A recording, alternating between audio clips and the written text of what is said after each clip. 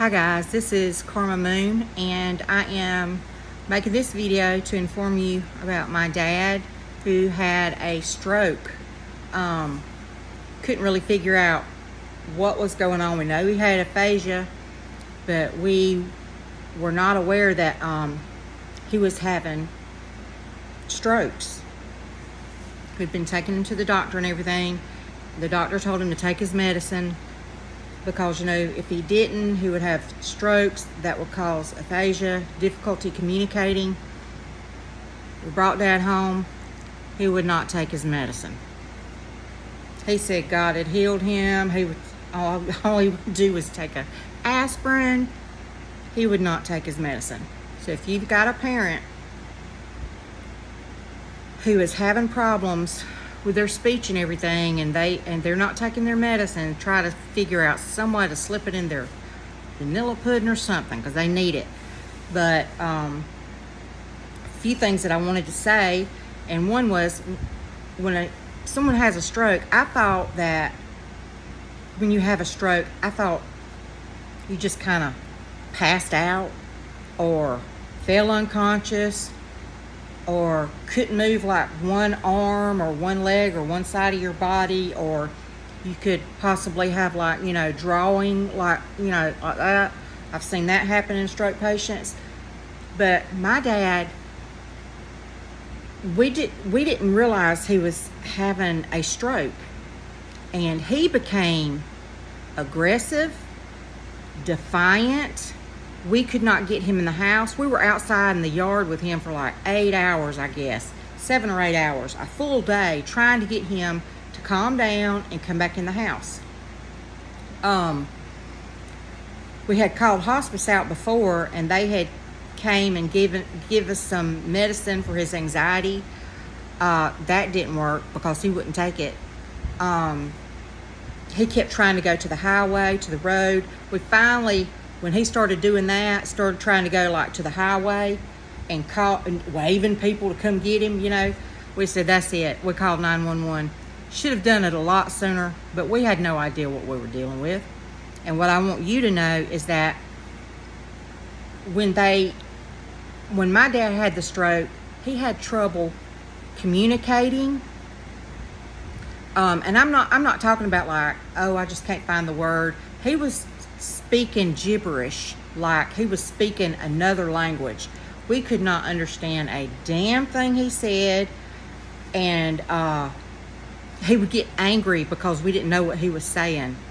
And I mean, he was real pissed off with me because I called the ambulance and he knew it, and they got there and they made him go get in the back of that ambulance, and I could see him just screaming at me out the ambulance door, and I'm like, this is terrible.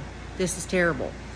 And then I had to go to the hospital with him, and he continued being defiant. And like I said, I thought when you had a massive stroke, you were out, like, you know, in a coma, or you went to sleep or something like that. But he didn't. He was awake, trying to kung fu my head off, you know, trying to kick me. And this is a little 90-year-old man.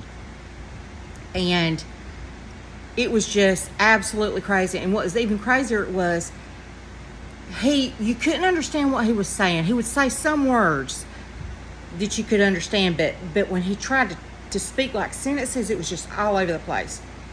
And the only time you could understand a lot of what he said was when he was saying like cuss words or cussing somebody out or something, because the nurses came in there with some restraints because he wouldn't stay in the bed.